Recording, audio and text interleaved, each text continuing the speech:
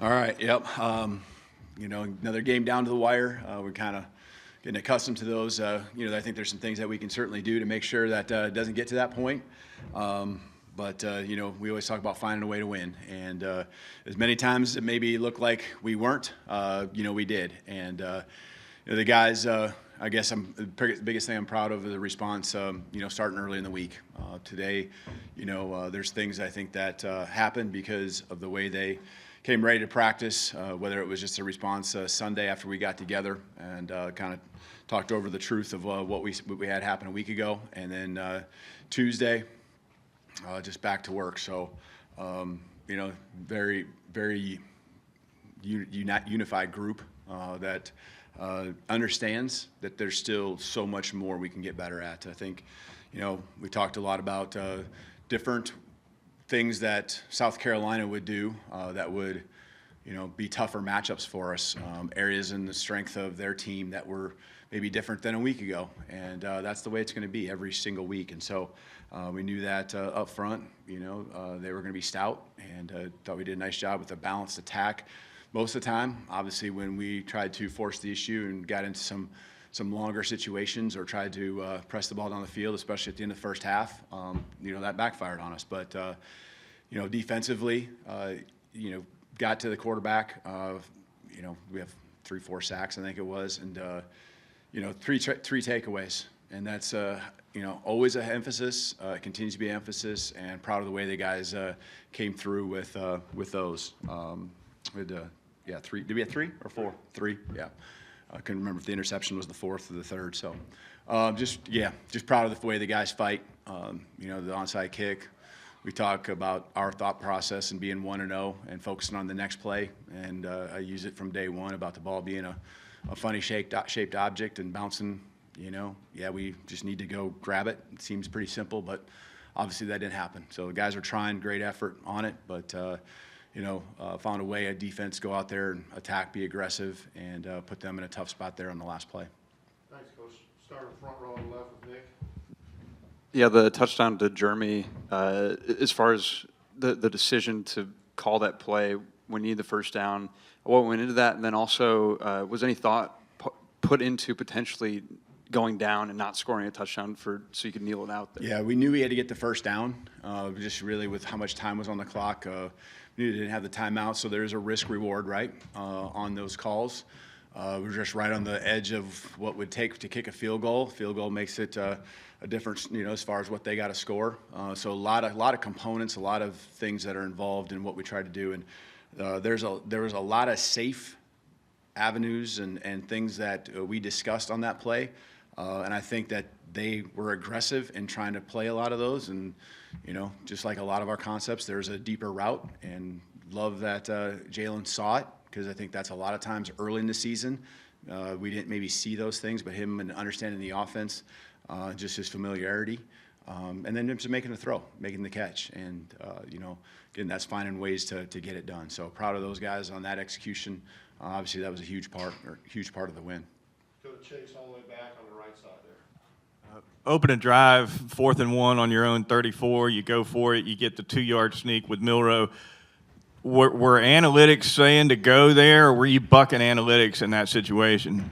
Yeah, I think I'm pretty confident they were saying to go. So it's always, pretty much the analytics say any 4th and 1, you should go for it. So, but yeah, we were, and just felt confident with the tempo, and we really haven't done much of that. So even them just seeing what we would line up and how we would run it, the first time, that was something we were pretty confident. We work on it every single week, later part of the week, and I thought the guys did a nice job. A big part, obviously, in getting some momentum.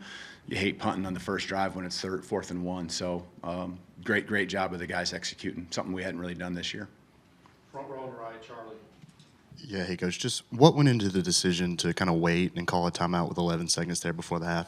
Yeah, I mean, I trust our guys, and that one, obviously, was, the points they got at the end, at the end of the half there hurt us. And, I'm thinking if we can get one play to where we can throw it in the end zone on 4th down and the clock ends with us having the football, I'm all for it, and Worst case scenario, you take a sack or something, you have to punt it. I don't like punting, really anytime, but, that was to me the worst case scenario. But, I guess I'm always just aggressive that way. And you try to weigh the risk reward and put the trust in the guys, things we talk about.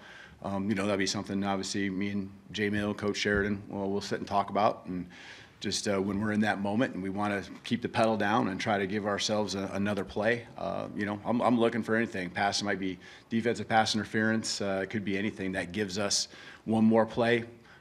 We've seen crazier things happen, right? And so that's just the aggressiveness I like to have. Now, we'll talk about the trust, and I think the guys appreciate when you put the trust in, but we have to learn from those things when they do happen, because obviously they got 3 points of it. 3 points out of it. It's probably the last thing I was thinking about when it did happen. So, Steven, second row, left. Coach, what does it say about Damani's toughness? Got the injury there earlier in the game, but to come back and had the game-sealing pick, just Damani's toughness. yeah, it is. And I think he'll be fine. Obviously, he was back out there, so the guy wants to go out there. He's had a great season so far. He's someone we got a lot of confidence in, and we wanted to just use him at the right times, the right moments in the second half when those times came up, and again, finding a way to pull it down and concentrate on the ball, and kind of most people would look at it as an easy pick, but you got to still be there and you still got to make the play. So definitely proud of the fight that he had and wanting to be back out there, considering he did go down earlier in the game. Katie, front row, right. You had some penalties today that extended drives for South Carolina, the one that set up the safety for y'all. Just kind of what's it going to take to clean up the penalties? Yeah, I mean, it's penalties. We're striving for zero. And that's what we're trying to do, and we emphasize it.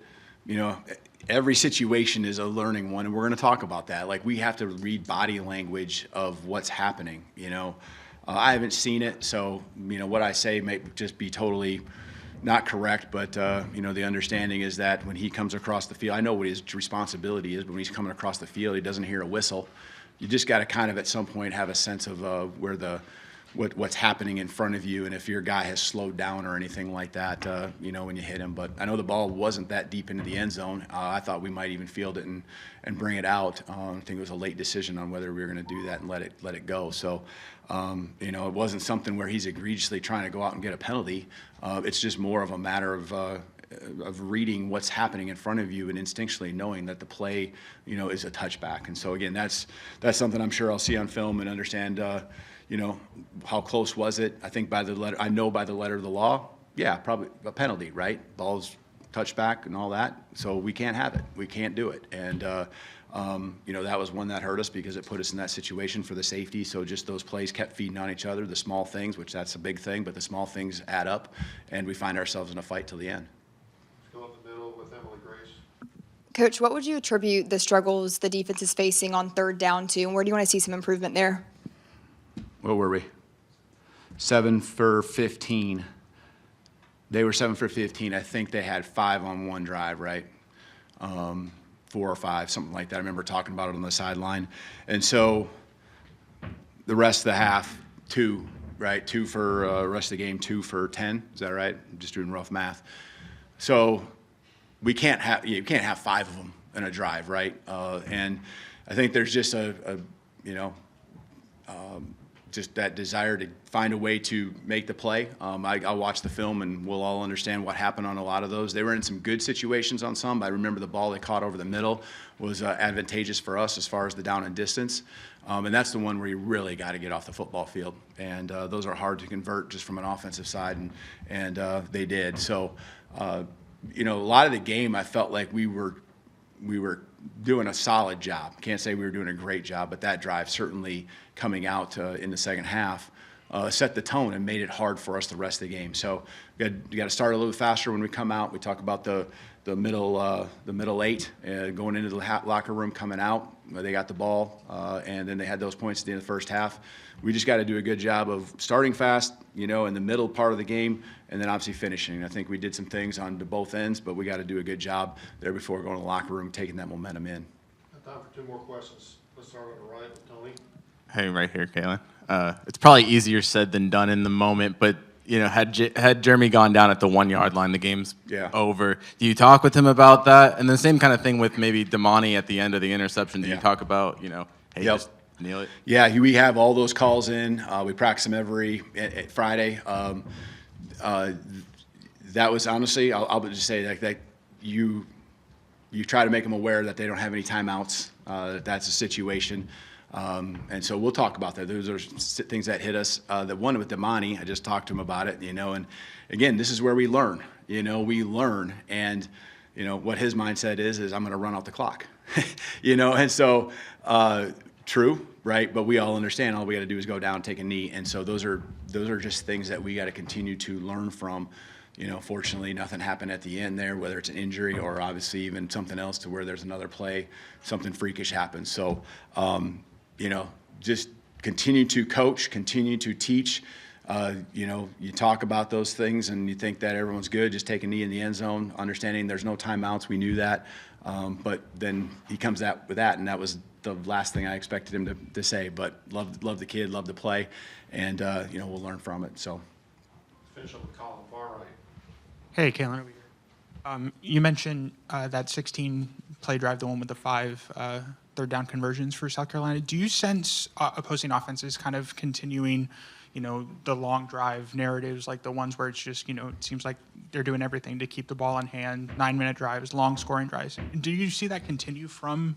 Was it similar to what Vanderbilt did to you guys? Do you see a similar approach of opposing offenses? I think these two offenses we face are more built to have just drives that continue to have plays stack on top of each other. I know they got the explosive on the 4th down against our coverage with the ball down the sideline, and I think it took the safety out of the picture there. But I think it fit more of them and, the running back, quarterback, guys that just kept moving the chains 3 yards, 4 yards, trying to get in those 3rd and 1s, 3rd and 2s, convert, slants or something like that just to keep the drive alive. But, I can't say that they are or aren't. But, obviously it's frustrating when they can put 5 third downs together and then, you start wearing on your defense again. They're out there a long time, and the longer the drive happens, the better chance they have of obviously scoring. Thank you, Coach. All right, thank you. Roll Tide.